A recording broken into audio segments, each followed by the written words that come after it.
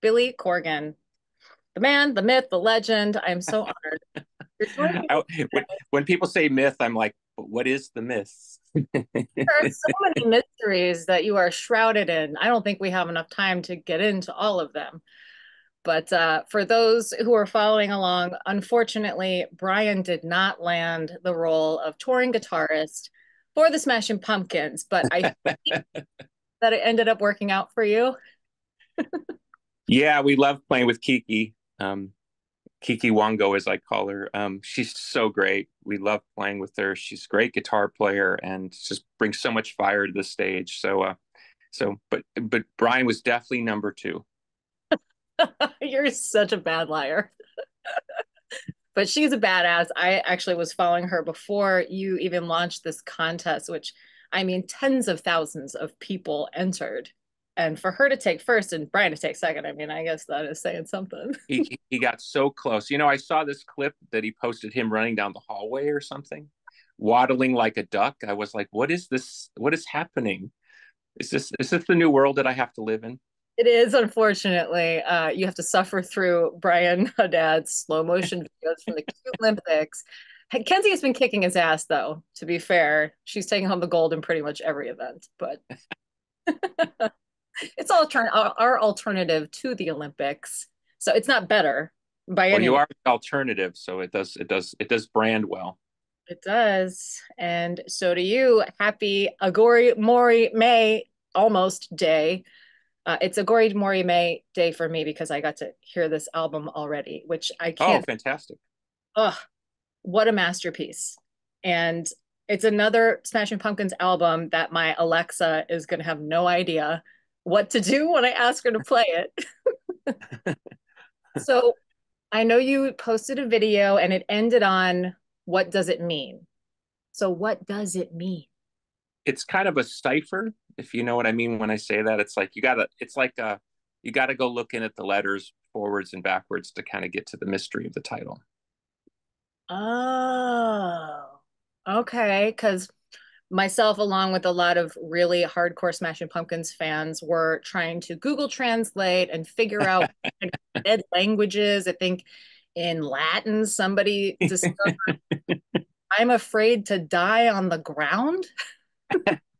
That sounds good. I am afraid to die on the ground.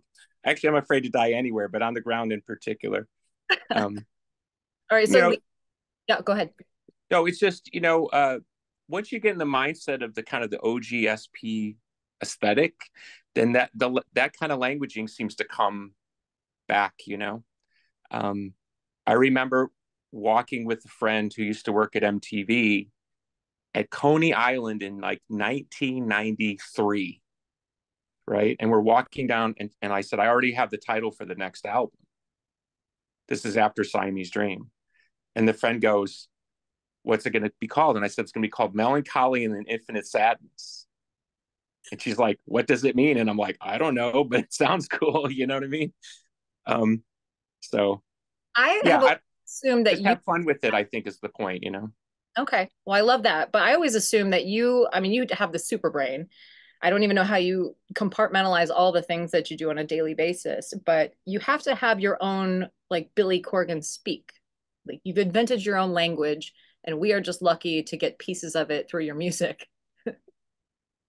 Well, I always enjoyed putting clues and things and seeing what people have, where people find stuff. And that maybe the sad part, and because this is a good time in the band, but there's times where people didn't pay a lot of attention, but that music has just as many clues. So at some point, I'm hoping people to put together the whole mystery. They've kind of skipped some of the middle years of the mystery, but eventually they'll put it all together.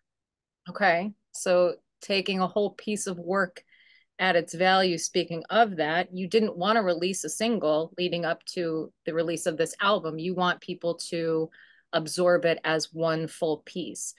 Was there a reason why you didn't choose one to start us off with? When you start letting a record be passed around on the business side, it immediately turns into what's going to be the first single.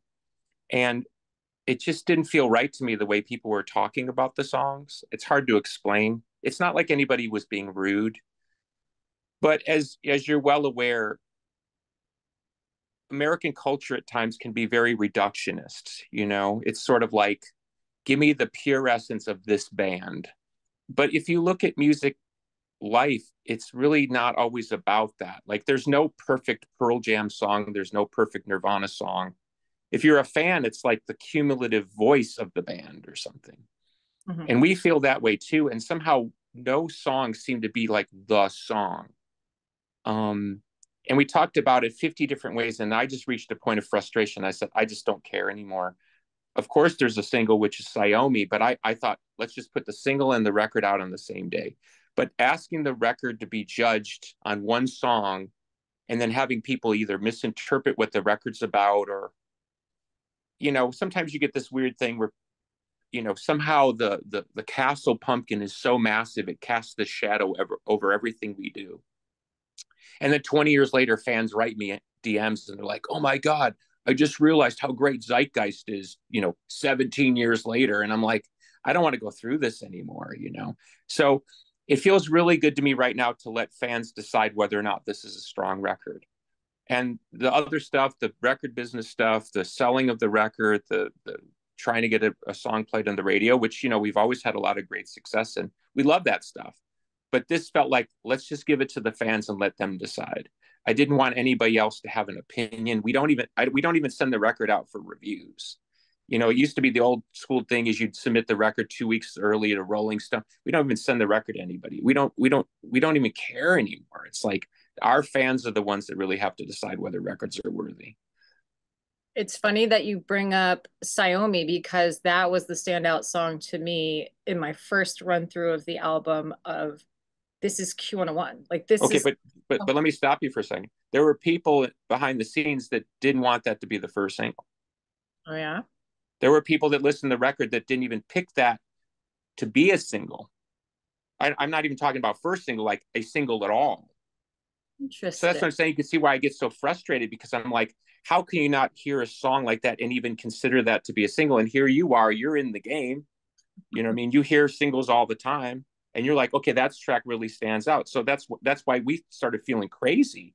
So we just shut everybody out and we asked ourselves, okay, what's the first song? And so Well, that's why we came up with that song. So I'm glad you like that song, because that's how we feel about but I think that that's very smart for you. I mean, you've been in this business for the majority of your lives at this point, and you should. it. That's scary when you say it like that. It's But true though, but I don't, all due respect, it is true. It's just like, wow, you're right. I had to think about it for a second, but you've earned a spot where you three can say, shut everything else out. What makes us happy? What do we believe in? And we're going to put this on the record. And I feel that from the beginning to the end. I mean, it does feel like this building piece of art that is cohesive, but runs the gamut. And I think that's what I love so much about just the alternative music genre as a whole is it is so limitless. It's yeah. there's no rules and it can dip its toes in every other music genre and that is alternative. And that's how I feel about this album, Agori Yeah. Mori. Thank you. Let me say one quick thing, because you sparked something in my imagination. Okay, imagine you had two songs, right? One song said nothing new, but was great. Okay. And one song was a little less better in quotations, but said something new. What would be better? And for us, it's always been the one that says something new. Well, We can be the karaoke version of the 93 Pumpkins all day, but that like has no attraction to us. Like it's like showing me a picture of something and saying, is that beautiful to you? And you're like, yeah, it's nice 30 years ago, nice. but also whose opinion are we talking about? What's good? It's all relative. And if it's you've touched it, then it's good automatically. So Oh, I appreciate that. As strange as it may sound, we've never thought that. hmm. We always feel we have something to prove. It's not good when you're thinking you have something to prove to somebody else. So we sort of try to prove it to ourselves. And somewhere along the way, our standard was, are we saying something new? That's all. Are we saying something new? Do we have something new to say? I'm repeating myself, but that's the main driver of the band always. And I realize it's caused a lot of concern, frustration, confusion through the years, including people who run radio stations, as if we're a wind-up toy, but we're not. And I think that's why when we're great, and why when we're not great, in quotations, whatever the heck that means, those are the records that people pull me aside and say, this is the song I buried my grandmother to. This is the song I got married to. And those are songs that aren't on the radio. Sure. So where do you put your priorities? And to us, it's always been, well, why can't we have it all? Why can't we be like like, I think The Cure is one of the greatest bands ever. It's like you can pretty much pick up any Cure album, and Robert's written great songs in every album. It was that way for Led Zeppelin. It was that way for the Beatles. It was that way for Oasis. You know what I'm saying? Nirvana. There are those bands where it's like there's always great songs in every record. They never really put out a bad album, because there's always those great songs. So that's what we've always wanted to be. We've always wanted to be one of those bands that even if you didn't get the record when it came out, if you pick it up later, you go, oh my God, I can't believe this song on here. I missed this when I came out. Hmm. Well, this is album number 13, and I read that going Yes. back to making music circa 1990, 96. What did that entail? At first, you think on paper it would be like you're going to try to write riffs like something you would have written in that time. But actually, it's not like that at all. It's more about getting into the mindset of how we wrote that music and why we wrote that music and what we were thinking. And once I allowed myself to kind of go back there, and it took a hot minute to kind of almost remember, because the forces in our life were so different, the culture was so different, then that music just started seeming to come to us organically. Of course, it doesn't sound that way every moment of every song, because we're living in a different century. But at times it was almost like what I told my friends when I was making the record. And then when they heard it, they were like, oh my God, you weren't kidding. It's like as if that band got in a time machine and came forward. Hmm. That's how it feels to me. It's like we put that band away around 1996, 97, and went off and did a bunch of other stuff. And occasionally would look at the picture of that band and be like, oh, that was kind of fun. But somehow we allowed that band to jump in a time machine and come into this time and say something new. And that's how it feels to us. And we really hope that's what people pick up on. You don't really know until you put a record out. Certainly the people around us that know us pretty well, they feel that way about the record. But, until it reaches somebody who's 20 years old in Iowa that goes, oh, they're actually on to something here, that's the vote that really matters to us. That's Kevin, the 20-year-old in Iowa. I know. Sure, he's on board. But going back to this time, your band was such an integral part of the fabric of the Chicago music scene. What were your memories of that time? What really stands out to you when you think back of that era of Smashing Pumpkins? Are you talking about the early days, or like the 90s times? The 90s, this mindset that you just got yourself back into for this new album. Oh, sure. Um, well, I think the Chicago music scene was really small, even though we were in a big city. So even when people started having success like us or or other bands of the era, it still felt kind of small, Hmm.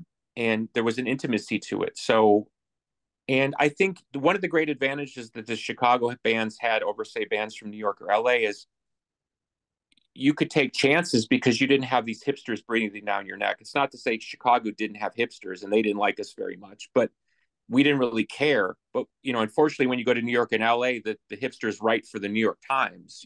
It's a different standard that you have to run the gauntlet on. So we were able to take these crazy chances, and I don't want to say it's as simple as a time of innocence, but it's felt like a time of freedom, maybe is a better way to say it. And then to be rewarded for that freedom.